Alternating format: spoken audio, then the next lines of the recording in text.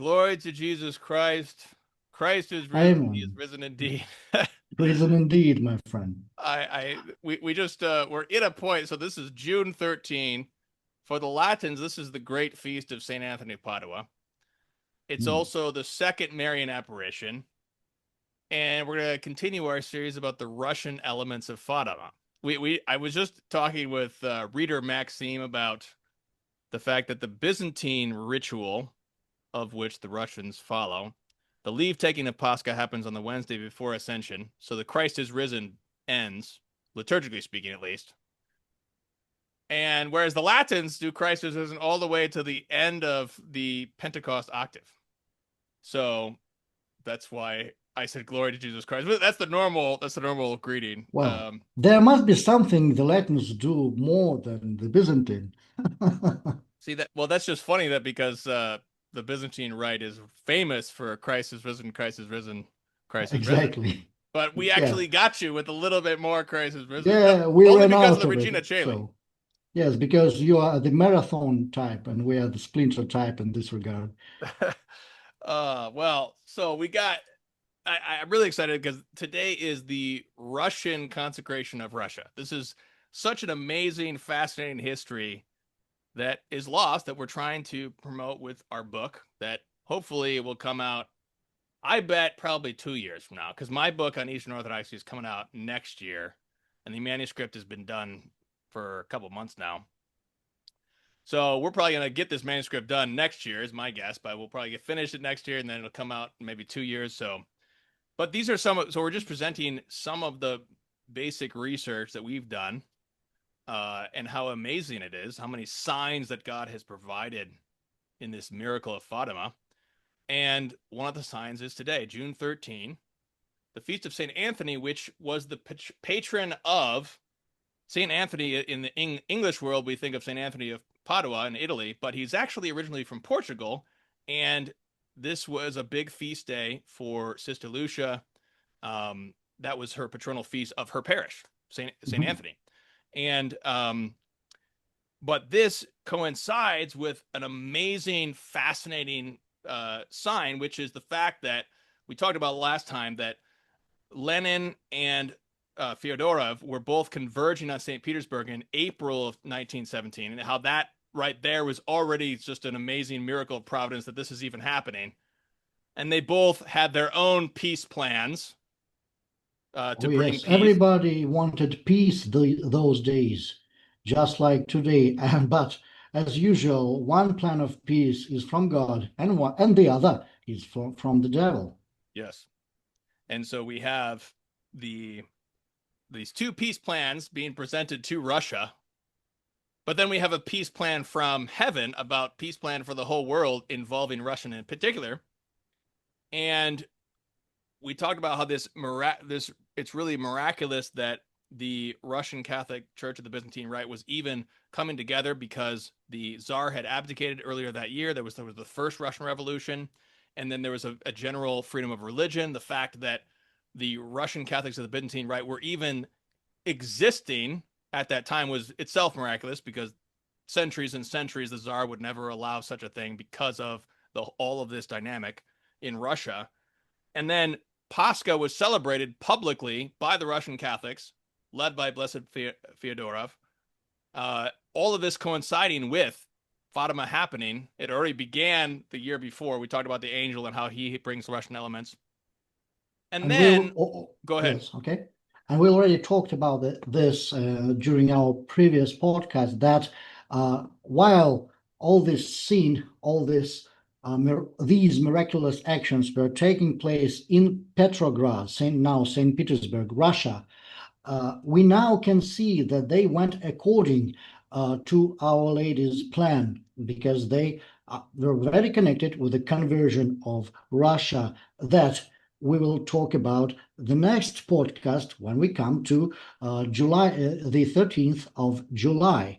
But uh, well, nobody from no actual participant of these events in Russia knew about Fatima, and actually the Fatima message and the Fatima miracles and apparitions remained would remain secret to most of the most prominent actors of those prophecies coming true, which is another mystery of Fatima.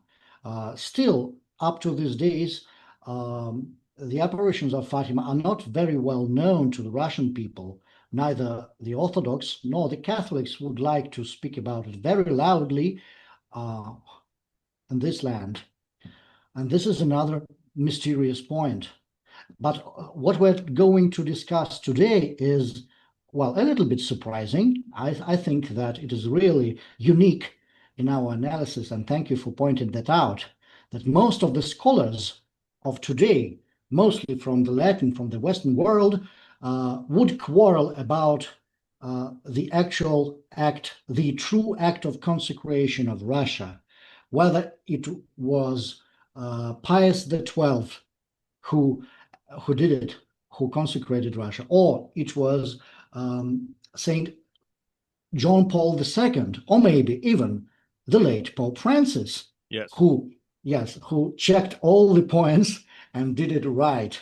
But nobody, well, I have never known before, and I have never thought before of a consecration of Russia that took place 1 month before Our Lady even spoke of such a necessity, and that was done by Russian Catholic clergy at the first council of the Russian Catholic Church of the Byzantine Rite in Petrograd, that we're going to discuss a little bit further. First, I think we should really start with the second apparition. If you would like to introduce the second apparition.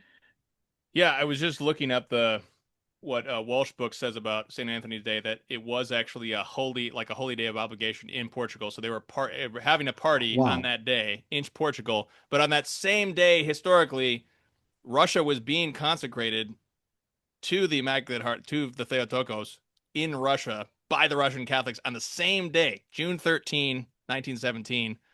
Um, and so it's remarkable, just remarkable that this was happening. Shall we not go to this point up straightforward to the point of this council if we are talking about it right now? Yeah, sure. I'll just read through the apparition real quick from Walsh's Okay. account, and then we could talk about what went on in Russia at the same time. So, okay. Yes. Okay. So the Sacrament apparition, June 13. At Cova de Ira, they found, so this is quoting from Walsh's book, Our Lady of Fatima. They found waiting them another group of devout and curious persons from hamlets far and near. There must have been at least 50. They all said 5 decades of the rosary. Then, arising from the ground, Lucia cried, Jacinta, there comes the lady. There's the light. I want you. So then Our Lady says, I want you to come here on the 13th day of the coming month to recite 5 decades of the rosary every day and to learn to read. I will tell you later what I want. And Lucia says, I should like to ask you to take us to heaven. And Mary says, yes, Jacinta and Francisco I will take soon, but you remain here for some time more. Jesus wishes to make use of you, to have me acknowledged and loved. He wishes to establish in the world the devotion to my Immaculate Heart.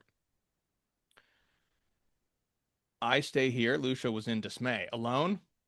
And Mary says, no, daughter, and do you suffer a great deal? Don't be discouraged. I will never forsake you. My Immaculate Heart will be your refuge and the road that will conduct you to God. And then Walsh comments, with these last words, she opened her hands, as she had on the previous occasion, and again communicated to them the light that streamed in 2 rays from her palms, enveloping the children in its heavenly radiance. Before the palm of the right hand of Our Lady was a heart encircled by thorns, which seemed to have pierced it like nails. We understand that it was the Immaculate Heart of Mary, outraged by the sins of humanity, for which there must be reparation. End quote. So this is remarkable by the fact that the icon of the Theotokos of Fatima has the heart of Mary, as we discussed last time, and it has thorns. It has thorns around it, which is exactly what was seen. Another thing I just read in the biography, Lucia's own biography written by Coimbra Sisters, released 2012 or so, was that Lucia's own name which means light, which corresponds to the May 13 Fotini day in Russia, was given to her by an intuition of her father. It was not the custom that she be named Lucia because there was no relative, just like St. John the Baptist. But he had an intuition to just name her Lucia, which means light. I know in English, many people say Lucia in English. I'm just following the pronunciation by the Portuguese speaker, Kevin Simmons.